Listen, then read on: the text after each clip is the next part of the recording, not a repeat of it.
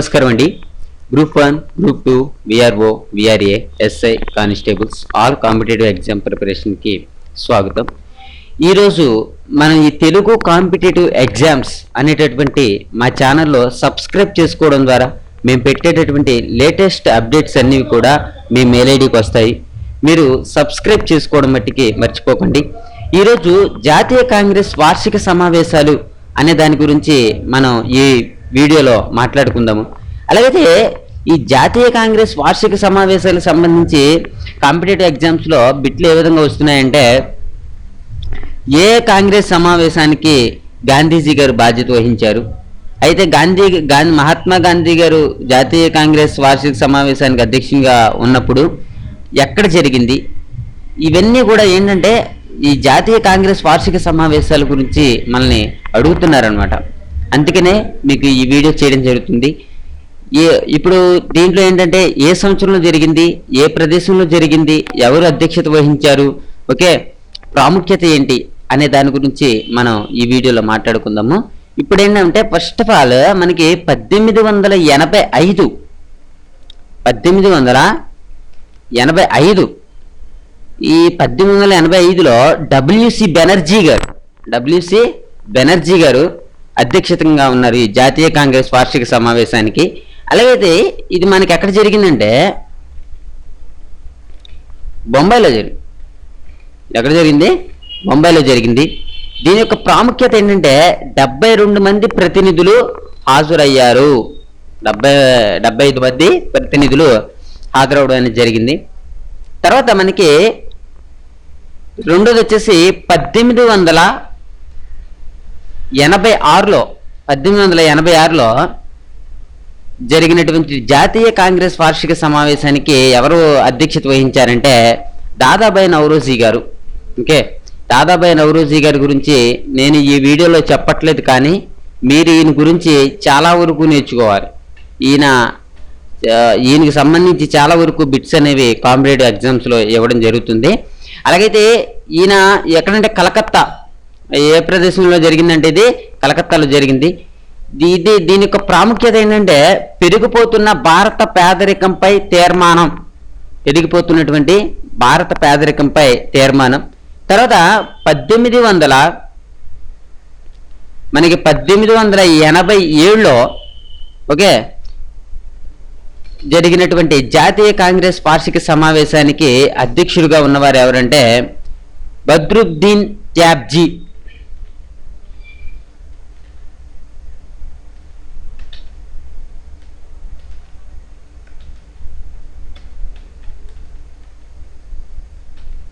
Okay, అయితే ఈ యొక్క సమావేశం ఎక్కడ జరిగిందంటే మద్రాసులో జరిగింది. దీని యొక్క ప్రాముఖ్యత ఏంటంటే తొలి ముస్లిం అధ్యక్షుడుగా ఉన్నటువంటి జాతీయ వార్షిక సమావేశాలు ఏ సంవత్సరంలో జరిగాయి, ఎక్కడ జరిగాయి అంటే 1887లో జరిగాయి, మద్రాసు ప్రదేశంలో జరిగాయి. తర్వాత 1888లో జార్జియూల్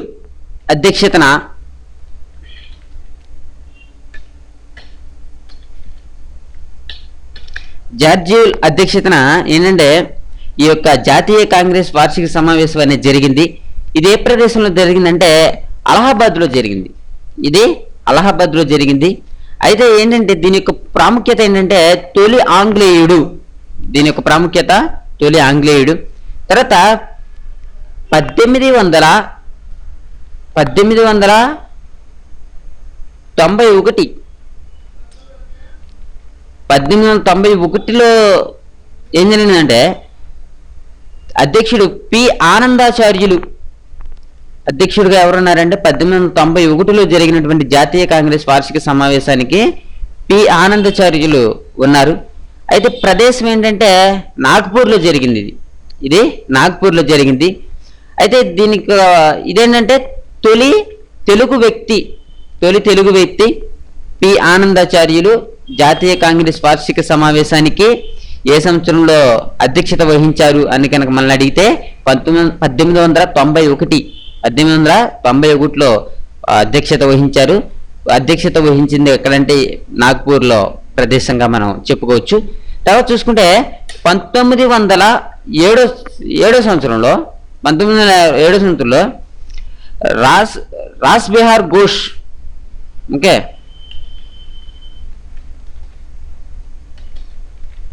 రాస్ బిహారీ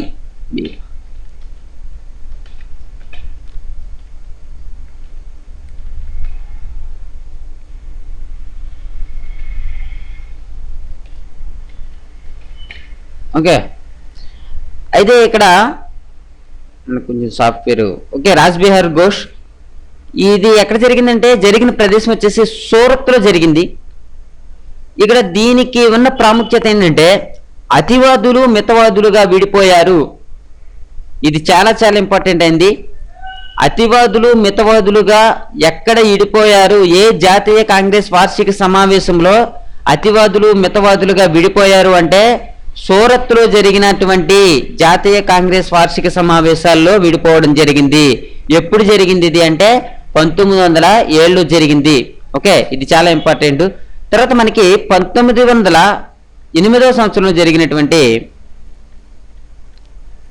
జాతీయ కాంగ్రెస్ వార్షిక సమావేశంలో దీనికి కూడా రాజ్ బిహార్ ఘోష్ గారే ఉన్నారు. ఇదేంటంటే సూరత్లో కాకుండా ఇది మద్రాసులో జరిగింది. దీని యొక్క ప్రాముఖ్యత ఏంటంటే కాంగ్రెస్ రాజ్యాంగ రూపకల్పన, కాంగ్రెస్ రాజ్యాంగ రూపకల్పన దీని యొక్క ప్రాముఖ్యతగా చెప్పుకోవచ్చు మనం.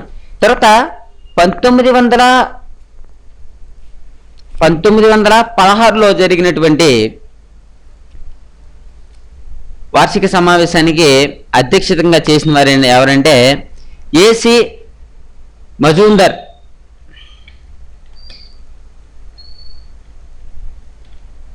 ఏసి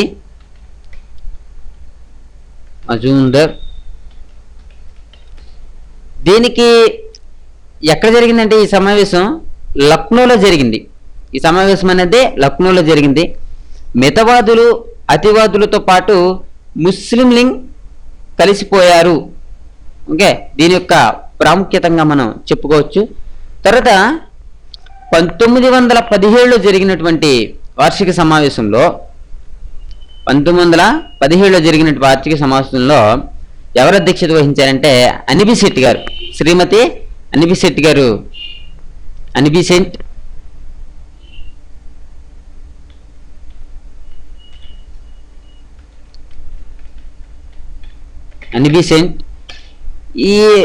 ఇవేంటంటే కలకత్తాలో జరిగిందనమాట. ఈ సమావేశం అనేది మనకి కలకత్తాలో జరిగింది. దీని యొక్క ప్రాముఖ్యత ఏంటంటే తొలి మహిళా అధ్యక్షురాలు ఉన్నారు. ఓకే, జాతీయ కాంగ్రెస్ వార్షిక సమావేశాలకి ఇది పోయినసారి కాంపిటేటివ్ ఎగ్జామ్స్ అడగడం జరిగింది. బిట్ అనేది ఏంటి, జాతీయ కాంగ్రెస్ వార్షిక సమావేశాలకు తొలి మహిళా అధ్యక్షురాలిగా పనిచేసిన వారు ఎవరు, ఈ క్రింది వారిలో గుర్తించండి అని అడగడం జరిగింది. ఓకే, అప్పుడు మీరు అన్బిసెంట్ అని ఆన్సర్ చేయాలి. తర్వాత సిఆర్ దాస్ 1922లో జరిగినటువంటి సమావేశంలో సిఆర్ దాస్ గారు అధ్యక్షత చేశారు. సిఆర్ దాస్ గారు చేయడం జరిగింది. అయితే ఎక్కడ జరిగిందంటే ఈ సమావేశం అనేది గయాలో జరిగింది. ఇది గయాలో జరిగింది. దీని ప్రాముఖ్యత ఏంటంటే స్వరాజ్ పార్టీ ఏర్పాటు అనేది ఈ యొక్క సమావేశంలో జరిగింది. తర్వాత ఇది చాలా ఇంపార్టెంట్, ఇప్పుడు చెప్పుకోబోయేది 1924లో జరిగినటువంటి జాతీయ కాంగ్రెస్ వార్షిక సమావేశాలకి అధ్యక్షుడిగా పనిచేసిన వారు మహాత్మా గాంధీ గారు. ఇది ఏ ప్రదేశంలో జరిగింది? ఈ బిట్ కూడా మన కాంపిటేటివ్ ఎగ్జామ్స్ లో పోయినసారి అడగడం జరిగింది, బెల్గాం. ఓకే, ఈ రకంగా చెప్పుకోవచ్చు. అలాగైతే దీని యొక్క ప్రాముఖ్యత ఏంటంటే గాంధీజీ అధ్యక్షత వహించినటువంటి ఏకైక సమావేశం, దీని యొక్క ప్రత్యేకతంగా మనం చెప్పుకోవచ్చు. తర్వాత మనకి 1925లో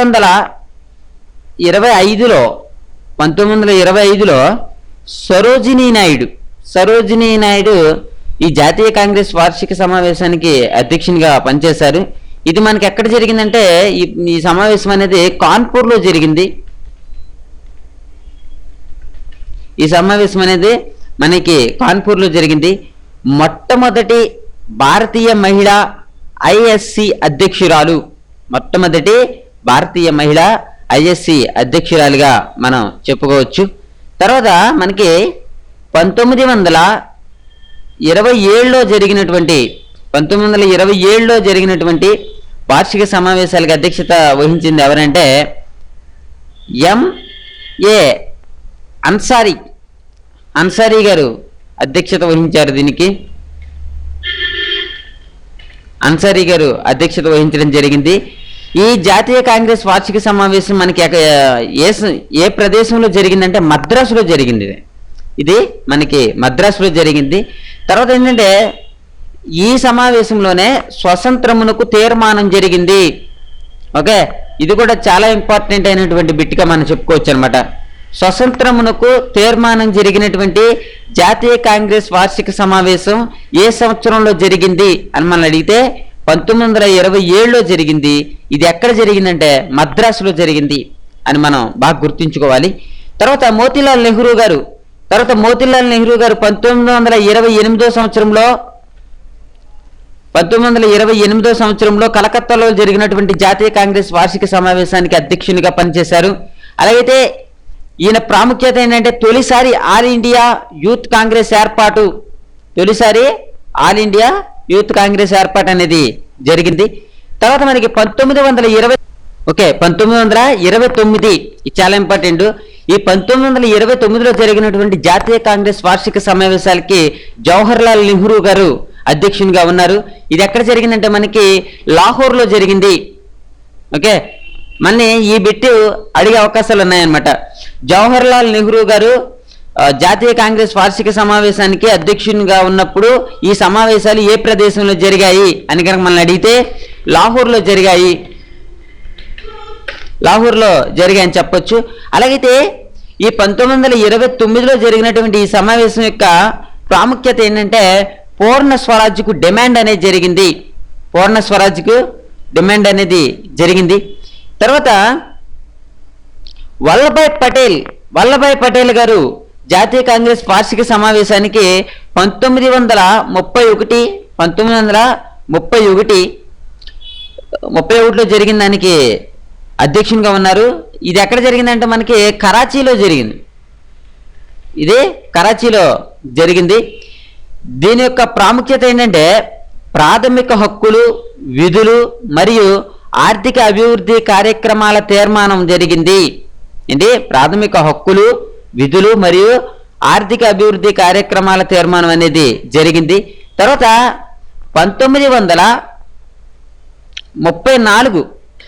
1934లో జరిగినటువంటి జాతీయ కాంగ్రెస్ వార్షిక సమావేశాలకు సంబంధించి ఎవరు అధ్యక్షునిగా ఉన్నారు అంటే డాక్టర్ రాజేంద్ర ప్రసాద్ గారు ఉన్నారు.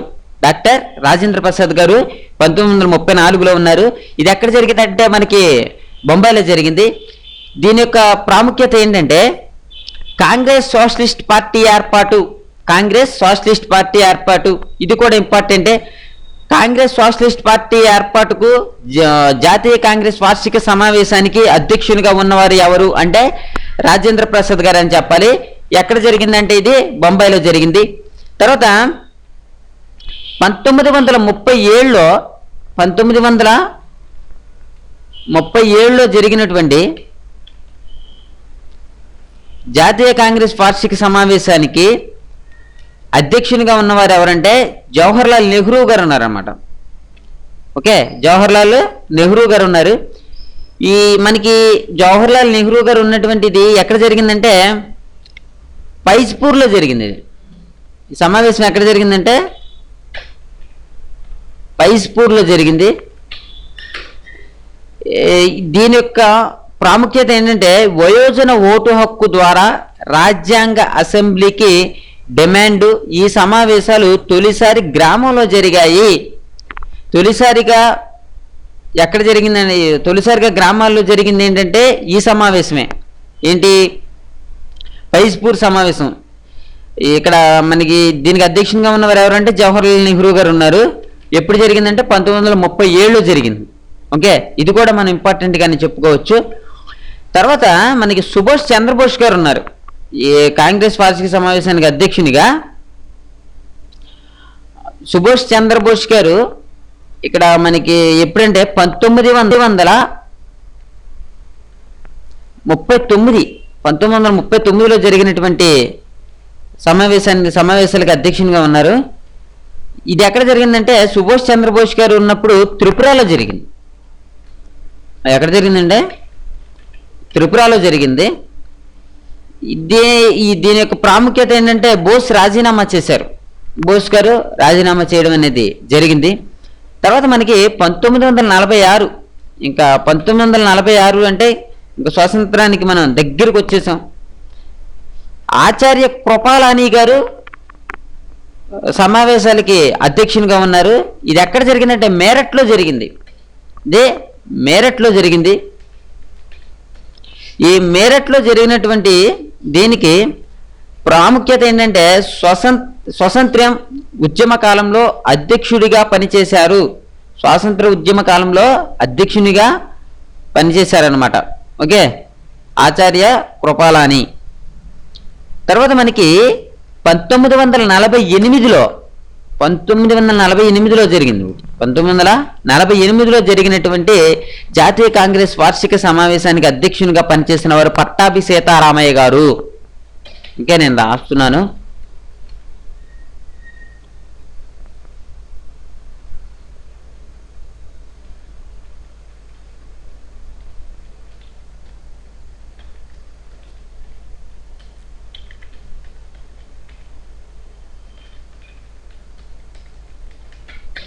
పట్టాభి సీతారామయ్య గారు 1948లో జరిగినటువంటి జాతీయ కాంగ్రెస్ వార్షిక సమావేశానికి అధ్యక్షులుగా ఉన్నారు. అలాగైతే ఏంటంటే ఇది మనకి ఎక్కడ జరిగిందంటే జైపూర్లో జరిగింది. ఇది రాజస్థాన్ జైపూర్లో జరిగింది. అలాగైతే దీని యొక్క ప్రాముఖ్యత ఏంటంటే జేవీపీ కమిటీ ఏర్పాటు అనేది జరిగింది. ఇక్కడ మనకి ఇప్పటి వరకు చెప్పుకున్నటువంటి జాతీయ కాంగ్రెస్ వార్షిక సమావేశాలకు సంబంధించి మన ఏ బిట్ అయినా సరే ఎలాగైనా అడగొచ్చు అనమాట. ఎక్కువగా ఇప్పటికొచ్చి నాకు తెలిసి అనిపిశెట్టి గారు ఒకటి అడిగారు. అదేవిధంగా చూస్తే ఇంకోటి గాంధీజీ గారు ఏ జాతీయ కాంగ్రెస్ సమావేశాలకి అధ్యక్షునిగా ఉన్నారు అనేది అడిగారు. ఇలా జాతీయ కాంగ్రెస్ సంబంధించి ఏదో ఒక బిట్ అనేది మనకి రావడం జరుగుతుంది. ఈ యూట్యూబ్ చూడడం వల్ల మీరు ఇలా దీని నుంచి ఏదైనా బిట్ వస్తే జాతీయ కాంగ్రెస్ వార్షిక సమావేశాలకు సంబంధించిన బిట్ ఏదైనా వస్తే మిస్ కాకుండా ఆన్సర్ చేయాలి. మీకు అంతగా గుర్తుండదు అని కనుక అనుకుంటే 1-2 సార్లు యూట్యూబ్ చూడండి, మీకు గుర్తుంటుంది. ఓకే, మీకు ఏదైతే ఇంపార్టెంట్ అని నేను చెప్పానో అది మీరు నోట్ చేసుకోండి. నా వాట్సాప్ నెంబరు 8179492829. ఈ వాట్సాప్ నెంబర్ని కనుక మీరు మీ మొబైల్లో సేవ్ చేసుకుంటే నేనేంటంటే వీడియోస్ పంపిస్తూ ఉంటాను. కొంతమంది ఏంటంటే ఈ వాట్సాప్ నెంబర్ని సేవ్ చేసుకుంటున్నారు, నాతో చాటింగ్ చేస్తున్నారు. నాతో చాటింగ్ అంటే నాకు మామూలుగా కొంచెం ఖాళీగా ఉండదు. నేను ఈ వీడియోలు తయారు చేయడం లేకపోతే ఇంట్లో పనులు చూసుకోవడం కొంచెం బిజీగా ఉంటాను. నాతో చాటింగ్ చేయొద్దు. మీకు ఏదైనా అంతగా డౌట్ ఉంటే ఒకసారి కాల్ చేసేసి అడగండి, అంతే తప్ప వాట్సాప్లో చాటింగ్ అంటే నాకు కుదరదు. మీరు వాట్సాప్లో చాటింగ్ చేయొద్దు. నా నెంబర్కి మీకు ఏదైనా డౌట్ ఉంటే నా నెంబర్కి ఫోన్ చేయండి. ఫోన్ చేయగానే మీకు ఏదైనా డౌట్ ఉంటే నేను చెప్తాను. ఓకే, మీరు ఫేస్బుక్ ద్వారా కూడా మీకు ఉన్నటువంటి ఫేస్బుక్, ట్విట్టర్, గూగుల్ ప్లస్ వీటి ద్వారా వీడియోస్ని షేర్ చేస్తే మన యొక్క వీడియోస్ అనేవి ఎక్కువగా షేర్ అయ్యి చాలామంది చూస్తారు. మేము ఎక్కువగా మీకు వీడియోలు అనేవి పెట్టగలుగుతాము. ఓకే, మీకు ఏదైనా డౌట్ ఉంటే కాల్ చేయండి. Thank you for watching. Have a nice day.